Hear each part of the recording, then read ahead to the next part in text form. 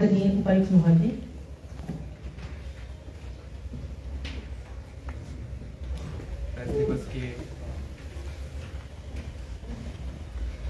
राष्ट्रीय प्रेस दिवस के इस आयोजन पे आज यहाँ उपस्थित पीआरओ मैडम, पीआरओ साहब, उनका पूरा स्टाफ, प्रधान प्रेस क्लब होना श्री सुरेंद्र जी, महासचिव जितेंद्र कंवर जी, राजीव मनोहर जी, यहाँ उपस्थित अन्य सभी प्रिंट एंड इलेक्ट्रॉनिक मीडिया के वरिष्ठ एवं युवा पत्रकार साथी, सभी को मैं सबसे पहले तो राष्ट्रीय प्रेस दिवस की आप सभी को शुभकामनाएं देता हूँ। ये आपका ही दिन है।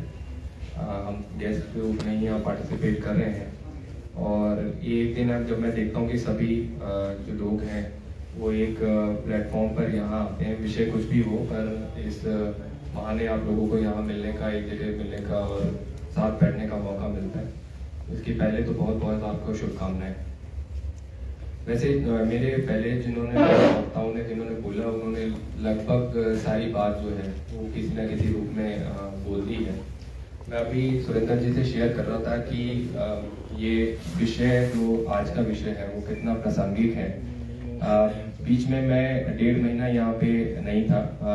मेरी ट्रेनिंग थी फेज 3 जिसको कहते हैं IAS में, मसूरी एकेडमी में होता है, और उसका 99% जो कंटेंट था वो AI था। तो जैसे आप media in the age of AI पढ़ रहे हैं, हम civil service in the age of AI पढ़ रहे थे, और बात सब जगह वही चल रही थी कि कितनी जल्दी आप लोग ऑब्सोलीट होने वाले हैं। 2 चॉइसेस हैं, जैसे इन्होंने बोला कि ऑब्सोलीट हो जाएंगे या नौकरियां चली जाएंगी, रिप्लेस हो जाएंगे। जैसे सुरेंद्र जी ने बोला कि भाई उस तकनीक को इस्तेमाल करके आप बेहतर भी बन सकते हैं। जो उसको अपना लेगा वो रह जाएगा, वो सर्वाइव कर जाएगा सर्वाइवल ऑफ द फिटेस्ट के हिसाब से, और जो नहीं अपना पाएगा शायद वो एलिमिनेट हो जाएगा। तो यही चीजें जो है वो हम भी 1.5 महीने तक, मतलब 99% कोर्स, हर वक्ता जो आ रहा था, चाहे वो मेडिसिन के फील्ड से आ रहा हो, चाहे हेल्थ के जनरल पब्लिक हेल्थ के फील्ड से आ रहा हो, सैनिटेशन से आ रहा हो, या फिर जो हमारे एजुकेशन के इनिशिएटिव चले उनमें वक्ता आ रहे हो, प्रोजेक्ट मैनेजमेंट, सभी जो है वो वहाँ AI की ही बात हो रही थी। और किस प्रकार से हम ये सोच रहे थे कि शायद ये जो है कृत्रिम बुद्धि जिसको कहते हैं उसका युग आ रहा है, पर उस कोर्स को करने के बाद मेरे को लगा कि हम पहले से उसी में हैं, बस हमें पता नहीं है कि अभी क्या चला हुआ है। तो हमारे एक युवा साथी ने यहाँ ChatGPT का नाम लिया, तो उसी कोर्स से मैं भी थोड़ा सा जिज्ञासु हो गया। ChatGPT है कि आप ChatGPT 4 आ गया, शायद 4 के आगे भी आ गया होगा, और 3.5 जो है वो पब्लिक डोमेन में है। तो उसको ट्राई करने के लिए बोला गया, और सब कुछ उसमें आप कर सकते हो। जो बुद्धि को, जैसे कहते हैं कि शब्दों का हेर फेर करना बुद्धि की एक परिभाषा है, कि कैसे आप, मौलिकता एक बुद्धि की परिभाषा है, तो क्या आप उस पर ये सब काम कर सकते हो। तो आप सब कुछ कर सकते हो। आज आप इंटरनेट पे जाओगे तो .ai डोमेन से जो भी आपको टूल मिलेंगे, आप PPT बनाना है, अपनी वीडियो बनाना है, एडिटिंग करनी है, कुछ भी कंटेंट जो शब्दों से रिलेटेड है वो तो आप बहुत इजीली उसको कर सकते हो। शब्द भी है, पैटर्न भी है, इमेज भी है, अलग अलग चीजें हैं। और उस पे आजकल बहुत लोग उसका प्रयोग करके जो है वो अच्छा कंटेंट क्रिएट करने की कोशिश भी कर रहे हैं।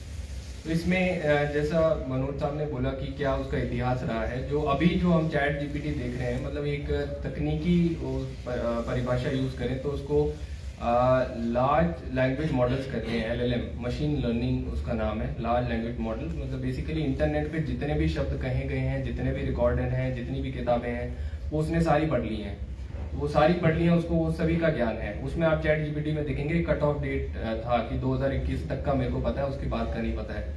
तो वो सारी पढ़ने के बाद उसमें ये एबिलिटी है कि अपना कोड वो खुद चेंज नहीं कर सकता, पर कोड में ये एबिलिटी है कि वो प्रेडिक्ट कर सकता है, आप जो बोलोगे उसको प्रेडिक्ट कर सकते हैं। तो एक उसके साथ खेलने के लिए एक मैं आपको एग्जांपल देता हूँ कि एक दिन मेरी वाइफ नाराज हो गई मुझसे, ठीक है, तो हम मनाएंगे कैसे, कुछ तो कहना पड़ेगा ना।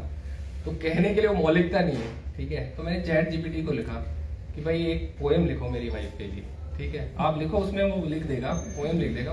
आप बड़े बड़े कवि भी हार जाएंगे, ऐसी पोएम लिख देगा। तो उसने कविता लिख दी।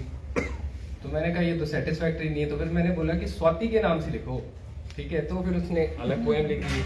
मैंने कहा ये भी सेटिस्फैक्टरी नहीं है, मतलब उसकी सुंदरता की प्रशंसा करते हुए लिखो। तो तीसरी पोएम आ गई। मतलब ये भी ठीक नहीं है। मैंने कहा सुंदरता की प्रशंसा और मेरे प्रेम भाव को दर्शाते हुए, तो उसने वो भी लिख दी, और हिंदी में और अंग्रेजी में किसी में भी लिखवा दो आप।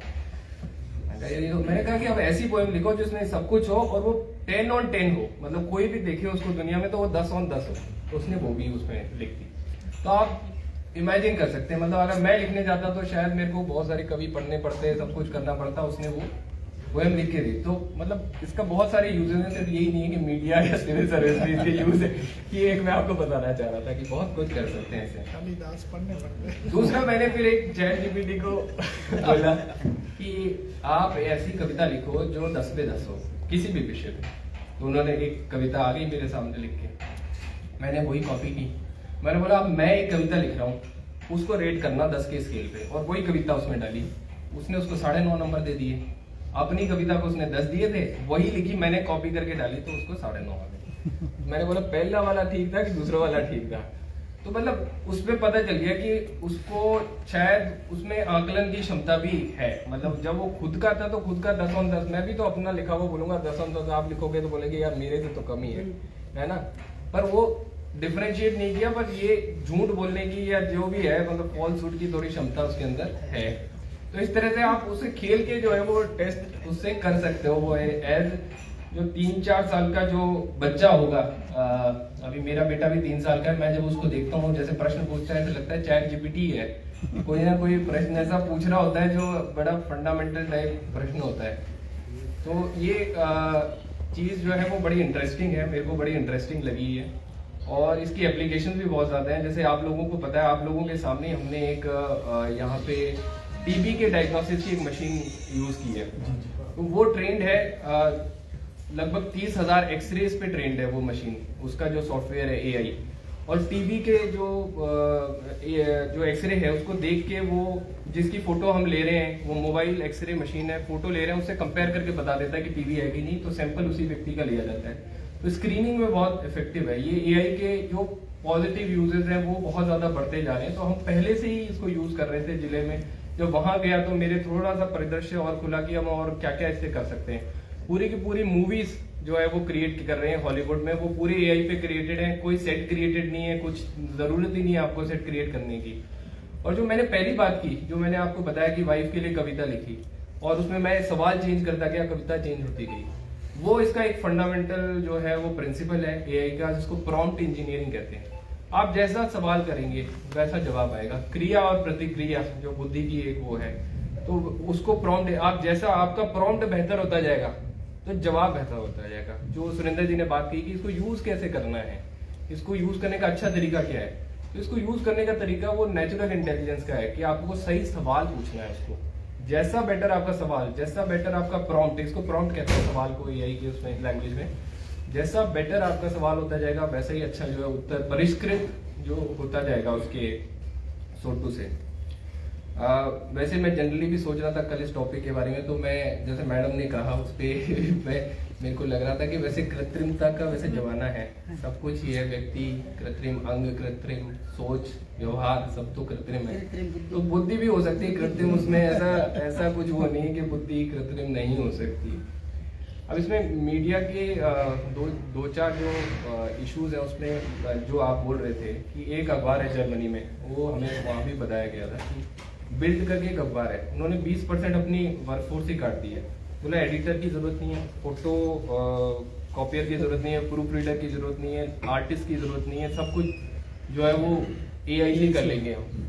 तो अब करेगा तो कोई व्यक्ति, मतलब ये शायद 20 को एक व्यक्ति रिप्लेस कर देगा जो ये सारे काम उसे करके दे देगा। पर ये चेंजेस जो है वो आना शुरू हो गए हैं। और हम भी अपने उस दिन हम जब नशा मुक्त ऊना की वर्कशॉप के लिए बैठे थे तो ये बात भी हो रही थी कि सोशल मीडिया पे स्पेशली एआई के द्वारा ही सारा कंटेंट दिखाया जा रहा है। और कंटेंट बनाना और दिखाना दो अलग चीजें हैं। दिखाना जो है जैसे पर्सनलाइजेशन जिसको कहते हैं कि मैं अगर कोई तरह की न्यूज देखता हूँ तो मुझे वही न्यूज बार बार दिखिए। मेरा इंटरेस्ट अगर स्पोर्ट्स पे है तो स्पोर्ट्स की न्यूज ज्यादा दिखाएगा मेरे को। अब इन शॉर्ट्स करके आपकी ऐप आती है, मैं उसको फॉलो करता था पहले उसमें बहुत अलग अलग तरह के वो दिखाते थे। अब मैं देख रहा हूँ कि मैंने क्रिकेट की न्यूज देख ली 2-3 बार, तो अब क्रिकेट या स्पोर्ट्स ही दिखाया जा रहा है मेरे को, और कोई न्यूज में नहीं देख पा रहा हूँ क्योंकि उसने फिक्स कर लिया कि इन्होंने 10 बार देखी तो ये ये स्पोर्ट्स ही देखना चाहते हैं तो स्पोर्ट्स की, अगर मैं बॉलीवुड की देख लूंगा तो मुझे बॉलीवुड का दिखाने लग जाएगा। अब ये एक तरह से अच्छा भी है कि मेरे को टिक नहीं करना पड़ रहा कि मेरे को क्या क्या मैं देखना चाहता हूँ, जो नहीं देखना चाहता वो वैसे ही काट दिया। पर एक तरह से गलत भी है क्योंकि जो मेरे पूर्वाग्रह होंगे उनका जो उसको फीड करेगा वो। फिर अगर मैं किसी एक पर्टिकुलर तरह की न्यूज़ देखता हूँ जो, क्योंकि अब सेंसरशिप सोशल मीडिया पे बहुत डिफिकल्ट है, इम्पॉसिबल है लगभग, तो अगर मैं गलत तरह की न्यूज़ देखता हूँ तो गलत ही मेरे को दिखाता रहेगा।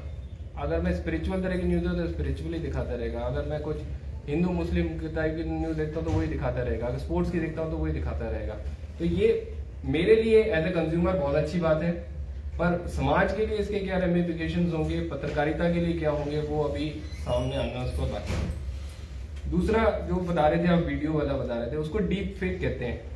उसको डीप फेक आप deepfake.ai करोगे तो अभी आपका भी बना देगा वो, आप ऑनलाइन खुद भी बना सकते हो।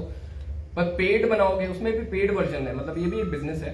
तो पेड बनाओगे तो अच्छी क्वालिटी का बनाएगा, पकड़ना मुश्किल हो जाएगा। और जैसा सुरेंद्र जी ने कहा कि भाई उसका तोड़ भी एआई से निकलेगा, एआई बनाएगा, तो एआई से ही कंटेंट आप देखोगे कि वो फेक है कि नहीं है उसके अंदर। पर इसमें मेरे को लगता है कि एक जो सबसे बड़ी चीज, ये जो फील्ड है, स्पेशली पत्रकारिता का फील्ड है, आर्ट्स का फील्ड है, और आर्ट्स के सभी फील्ड में सबसे इम्पोर्टेंट जो, मतलब जिसको आत्मा ही कह सकते हैं इस फील्ड की, वो है मौलिकता, सोच की मौलिकता, रचनात्मकता। और ये तो वो शायद जो है वो अंडर थ्रेट या उसको चुनौती है, क्योंकि अब ये बड़ा डिफिकल्ट हो गया है ये डिस्टिंग्विश करना कि ये चीज़ व्यक्ति ने लिखी है, मानव मनुष्य ने लिखी है कि मशीन ने लिखी है। ये बड़ा डिफिकल्ट हो गया। वो मैंने आपको 2 एग्जांपल से बता दिया कि मेरे से तो बेटर है, अभी IQ अभी पहुंच गया है। तो भविष्य में मैं इनको कह रहा था कि शायद हम भी रिप्लेस हो जाएंगे, ऐसा नहीं है क्योंकि IQ अभी उसका हमसे ज़्यादा ही है। तो ये एक जो मौलिकता या रचनात्मकता को चुनौती है, बहुत बड़ी चुनौती होने वाली है, सिर्फ पत्रकारिता के लिए नहीं, सभी जो आर्ट्स की फील्ड है। किताब लिखने के लिए बोल दो, किताब लिख देगा। मिस्ट्री फिक्शन लिखने के लिए बोलो, मिस्ट्री फिक्शन लिख देगा। तो इवन राइटर्स या नॉवलिस्ट या जो भी शब्दों से जो क्षेत्र जुड़ा है, उसमें बहुत बड़ा बदलाव जो है वो आने वाला है। 1-2 साल मेरे को लगता है कि अगले जो 2030 तक बहुत ज़्यादा बड़े बदलाव आएंगे, बहुत बड़े बदलाव आए। तीसरी चीज़ मेरे को लगती है, आज मैं उसमें लिख रहा था, इंडियन एक्सप्रेस में देख रहा था मैं कि उसमें एक साइप्रस पेपर लीक का वो चला हुआ है। आप लोग उसमें साइप्रस से बहुत सारा डेटा लेके आए हैं और बड़ी उन्होंने ओरिजिनल रिसर्च की हुई है, कैसे यहाँ के बिजनेसमैन जो है वो वहाँ की सिटीजनशिप ले रहे थे या जो भी है पैसा मूव कर रहे थे। तो उसके लिए बहुत बड़ा जो है वो डेटा लीक वगैरह हुआ होगा कहीं, जिसकी या उन्होंने एक्सेस किया होगा और उसको वो किया होगा। तो एक बड़ा एप्लीकेशन इसमें जो, जैसे मैंने बोला कि वो एक्सरे से डायग्नोज करता है, उसको बिग डेटा कहते हैं। उसको बिग डेटा में इतना बड़ा ज़्यादा डेटा होता है आपके पास कि मानवीय रूप से तो उसको पढ़ना या उसका एनालिसिस करना पॉसिबल नहीं है, पर AI उसको मिनटों में जो है वो करके दे सकता है। तो ये जो बड़े इन्वेस्टिगेशन आपके आ रहे हैं, स्पेशली इंटरनेशनल लेवल पे, उसमें AI का प्रयोग हो रहा है इन चीज़ों को, डेटा को एनालिसिस करने में, कनेक्शंस बिल्ड करने में। क्योंकि उतनी मॉडलिंग जो है अभी ह्यूमन माइंड इतने कागज़ों को, इतने दस्तावेजों को पढ़ के अभी नहीं कर सकता है। तो वो एक बहुत बड़ी एड होगी तो सत्य को सामने लाने के लिए कि वो AI की मदद से हम जो है वो कर सकते हैं। और लास्ट बात जो है वो लगी मेरे को प्रोडक्टिविटी की, कि कोई भी हम जैसे प्रेजेंटेशंस बनाते थे या कुछ भी हम आर्टिकल लिखते थे, उसको अच्छा बेहतर लिखना है या तो हम खुद लिख सकते हैं, फिर उसको बेहतर करने के लिए दे सकते हैं और मिनटों में कर सकते हैं। तो प्रोडक्टिविटी बड़ी इंप्रूव हो जाती है। तो उसका एक एग्जांपल मैं आपको दे भी देता हूँ कि आज सुबह मैं सोच रहा था कि आपके इवेंट पे आना है, तो मैंने क्या बोलना है, मैंने चैट GPT से पूछा कि बता दे भाई क्या बोलना है। तो ये सारे पॉइंट्स उसमें जो है वो निकल के आ गए। तो मेरे को कोई रिसर्च करने की जो है वो उसमें जरूरत नहीं पड़ी। तो आप ये देख सकते हैं कि कितना जो है वो यूजफुल है। तो आप भी जो यहाँ बैठे हुए, आपको कुछ नहीं करना था, आपने चैट GPT खोलना था, उसमें डालना था, उसने आपको यही जो है वो सारे पॉइंट बता देने थे। जो लोग सोच रहे थे कि पता नहीं क्या है या क्या बोलेंगे, वो क्या है वो भी खुद ही बता देगा आपको कि क्या है आर्टिफिशियल इंटेलिजेंस। तो ये मतलब एक तरह से बहुत बड़े चेंज में हम आ रहे हैं। जो कंपनीज हैं, जो पीछे जो कमर्शियल एंटरप्राइजेज हैं, जो इसको देख रहे हैं, वो जानते हैं, उन्होंने हमारी लाइफ में इम्प्लांट कर दिया। मैडम ने एलेक्सा का एग्जांपल दिया। एलेक्सा बहुत सालों पहले आ गया था, बहुत ज़्यादा पर्सनलाइज्ड होता जा रहा है वो डिवाइस। और न्यूज़ के क्षेत्र में जो है इसका बहुत बड़ा प्रभाव होगा, क्योंकि सोशल मीडिया जो है वो टोटली AI से ड्रिवन डेटा है। उस पर क्या दिखाना है, कैसे दिखाना है, और इसको काउंटर करने के लिए भी एआई का यूज करना पड़ेगा कि एआई डिटेक्ट कर सकता है कि एआई डिटेक्टेड कंटेंट है कि नहीं, क्योंकि कंटेंट इतना ज्यादा है कि उसको ह्यूमन भी उसको पॉसिबल नहीं है उसका एनालाइज करना।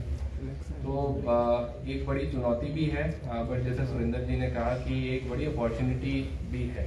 इसको अपॉर्चुनिटी भी मैं कहूँगा, जैसे जैसे जो बदलाव आते हैं उनको हम आत्मसात करते जाते हैं, तो ये भी एक बड़ा बदलाव है। हमें भी एडमिनिस्ट्रेशन में इसको आत्मसात करना है, इसके बहुत एप्लीकेशन होंगे और लोगों को बहुत बड़ा लाभ जो है इसका पहुंचेगा। ऐसी बहुत सारी चीज़ें हैं अभी जो डेटा ड्रिवन है और हम उसका एनालिसिस नहीं कर पाते हैं, उससे निचोड़ नहीं निकाल पाते हैं, निष्कर्ष नहीं निकाल पाते हैं, उसको यूज़ नहीं कर पाते हैं। वो सारी चीज़ें जो है वो एआई से संभव होगी। ये भी संभव है कि भविष्य में वैक्सीन बहुत सारी चीज़ों की बहुत जल्दी बन जाएंगी। एआई सारी मॉडलिंग करके आपको मिनटों में बता देगा। कोविड में जैसे हमने देखा कि 1.5 साल लगा कि वैक्सीन मार्केट में आई, और बहुत सारी मॉडलिंग उसकी जो यूएस में है, वो कोविड वैक्सीन जो फाइजर ने बनाई उसकी मॉडलिंग जो एआई पे की गई थी। तो भविष्य में हो सकता है कि सारी कोई भी इतनी बड़ी डिजीजेस हों उनकी वैक्सीन बहुत जल्दी उपलब्ध हो जाएंगी। तो ये जो लाभ है उसके लिए हमें एआई को आत्मसात करना चाहिए। पर ये है कि आपके क्षेत्र में विशेषकर जो है इसकी बहुत बड़ी चुनौती रहेगी। पर मैं ये आशा करता हूँ कि जैसे बाकी टेक्नोलॉजीज को हमने आत्मसात किया और उनसे बेटर की अपने डिलीवरी को, वैसे ही इसके माध्यम से भी जो है इवन पत्रकारिता के क्षेत्र में जो जर्नलिस्ट हैं वो भी इसको अडॉप्ट कर लेंगे और बेटर सर्विसेज, बेटर न्यूज़ और अच्छी न्यूज़, अच्छी क्वालिटी की न्यूज़, रचनात्मक न्यूज़ जो है वो लोगों को दे पाएंगे। इसी के साथ मैं अपनी वाणी को विराम देता हूँ। पुनः आपको राष्ट्रीय प्रेस दिवस की बहुत बहुत शुभकामनाएं।